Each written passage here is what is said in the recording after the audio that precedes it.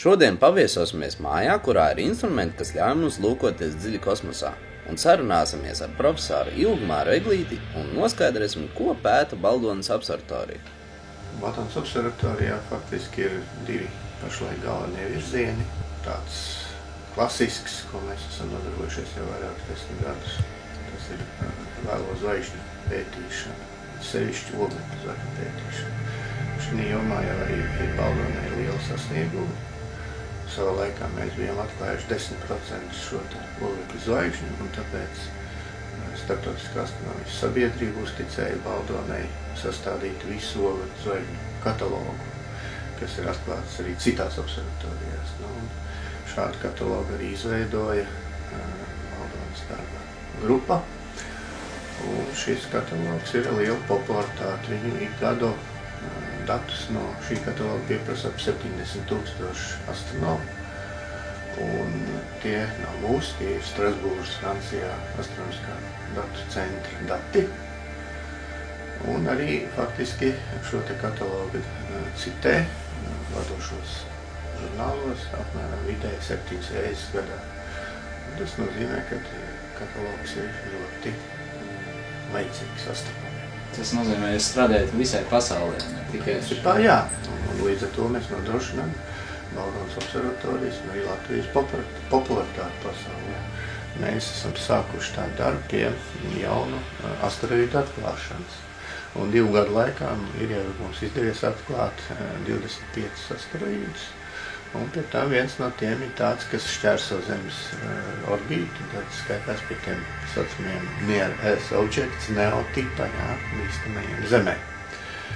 Pagājušajā gadā mums atkal izdevās pierādīt, ka teleskops ļoti tiešām ir gaismas spējīgs, un mēs atklājām tādu asteroīdu Centauru tipa, kas atrodas starp Saturnu un Plutonu, faktiski aiz galvenās asteroīdu joslas. Tāda nav daudz, kopumā zinām tikai 254 šādi asteroīdi, liels viņš ir 30 līdz 60 km tā rēķinot pēc absolūtā lieluma. Viņš arī ļoti tāls ir, un viņš ir tāds puskomēta, asteroīds. Tātad viņa virsma nav cieta kā asteroīdiem, bet tāda irdena daļai, tā kā komētē. Šie nav pārāk ilgi dzīvojoši asteroīdi. Mūža ilgums sasniedz kaut kur līdz dažiem 10 miljonu gadu, un konkrēti mūsējais nodzīvos laikam apmēram kaut kur ap 10 miljonus gadu. Tāds otrs virziens.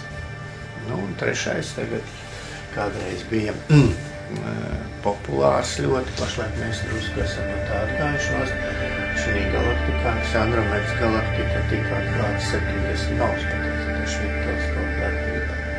Jo Šmita teleskopa attēlu praktiski, ja viņam ir liels lauks, visa galaktika, iespējams iegūt viss galaktikas attēlu uzreiz. Cik augstu kotējās vispār Baldonas observatorija visā pasaulē, ja mēs skatāmies? Tātad oglekļa zvaigžņu pētījumos neapšaubāmi Baldonas observatorijai ir ļoti liela nozīme. Cerams, ka mēs arī asteroīdu pētījumos ar laiku izvirzīsimies pietiekoši augstā reitingā, jo tur, protams, panākams tas viss ir ar lielu pacietību un vajag laiku tam visam, lai iekarotu sev vietu. Varbūt ir kaut kāds jauns projekts, pie kur jūs tagad strādājat? Mums ir viens jauns projekts Astronomijas institūtā, kurā ietilpst Astrofizikas observatorija. Ir otra ģeodinamikas observatorija, kas ir visiem zināmajā botāniskajā dārzā. Viņi novēro pavadoņus, novērojam ar lāzeru lokāciju šo pavadoņu mērījumu precizitāte virs centimetra attālumā. Tātad, principā, tagad nākošais etaps ir zem centimetra. Un acīm redzot, tas arī būs, ja ir izstrādāt jauni laika intervalu mērīšanas metodas, jauni instrumenti. Un tas arī tiks sasniegts. Šeit mūsu observatorijā pašlaik mēs strādājam pie viena projekta, kas ir paredzēts lāzera apstarotājs tālo un tuvo kosmisko ķermeņu, kas ir ne tikai šo satelītu, bet arī tālāk esošu asteroīdu precīzai attālumu nomērīšanai, arī viņa ātrumu nomērīšanai. tas dos iespēju aprēķināt jau šo te asteroīdu krišanu, teiksim, uz Zemes uzpēc tagad uzmēju 100 km. Tāda teleskopa izstrāde tiek pašlaik plānota. Un viņi uzstādīs blakus ēku, kas ir ar 2 kupoliem. Jā. Vienā no šiem te kupoliem būs šīs te lāzeru apstarotāji. Bez tam mums ir jādigitalizē, šeit ir ļoti daudz astroplašu. Kopumā viņas ir 22,000 uzņemtas no 66. gada, kad observatorija strādā. Un ar rokas metodēm, kā agrāk apstrādā, ir apmēram tā informācija izmantot par 2%.